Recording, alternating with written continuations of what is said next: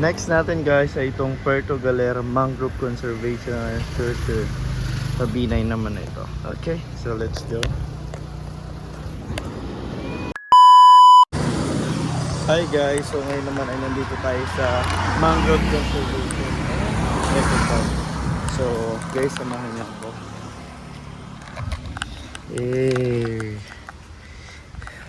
So let's go guys. So rules within the premises. Basahin nyo na yan guys. Ayan, ito yung ating lalakarin. Guys, napakaganda dito guys. Promise. Ano? Bye. Mapaganto sila. Sure it up. We can. Uy, may door pa. Ayan o.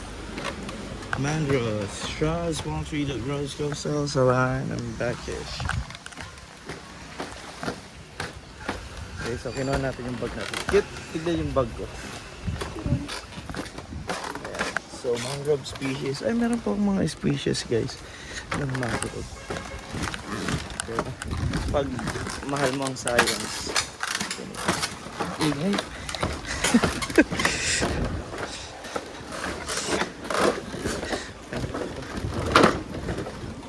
Greenhouse effect.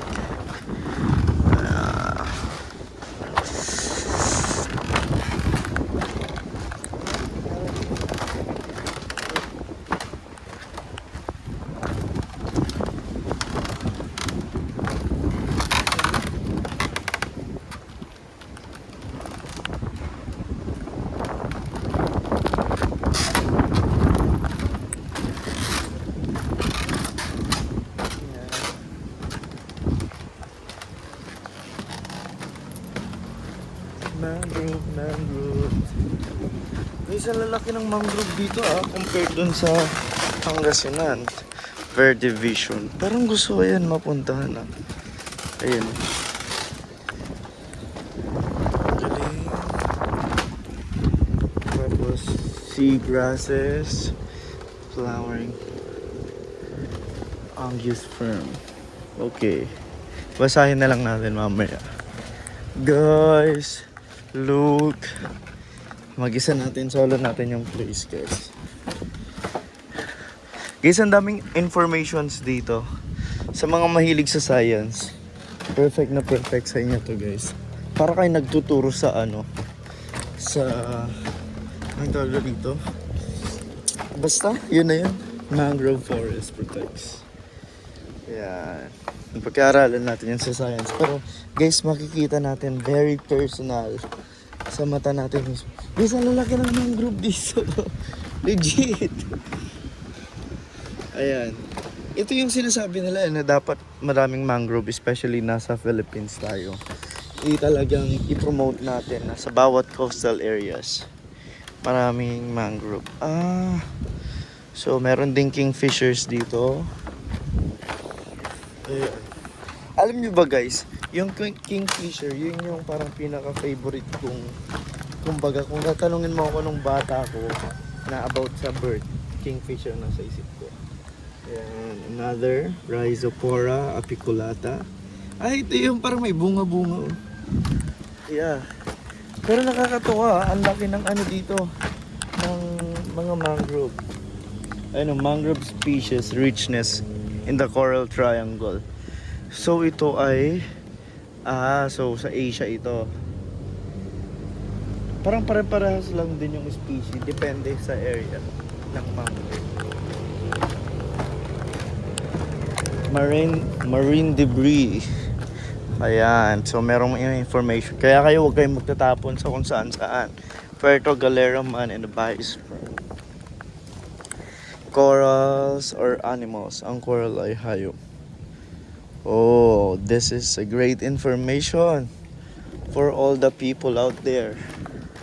Uy, ang ganda Ang dami nating matututunan dito para tayong nagre-review. Ayan. What on earth do you know about water? Water moves in never cycle ending. That's the process of water cycle. Mangrove ecosystem. Wow. Nakailang step na siguro tayo for today's video. Oh, meron ng sementado dito. Pero what do you think guys? I think mas healthy or mas natural yung ganyan. Pero mas safety nga lang pag mga ganito. Number of coral species. Ang daming guys sa Philippines oh, sa Pangasinan. Kaya magandang anong tawag na doon? Tayo? Snorkeling. Ano to, mag-exit na to sa kabila. Ayun. Solo natin talaga yung area. Magpipicture ako mamaya. Ayan, marine ecosystem. Tcharan! Okay, 5 minutes na tayo.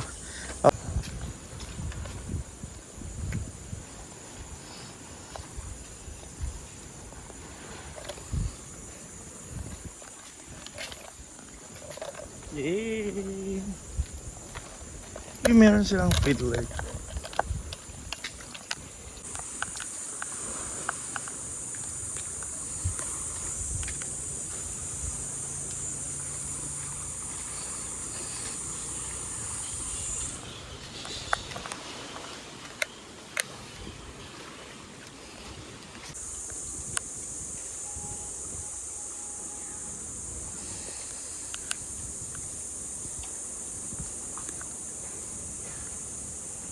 Guys, so nag-interview tayo ng local.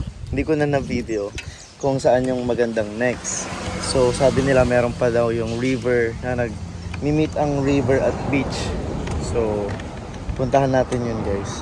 Let's go. Actually nalampasan ko na siya. Pinasukan ko na siya kanina. Kaso takot kong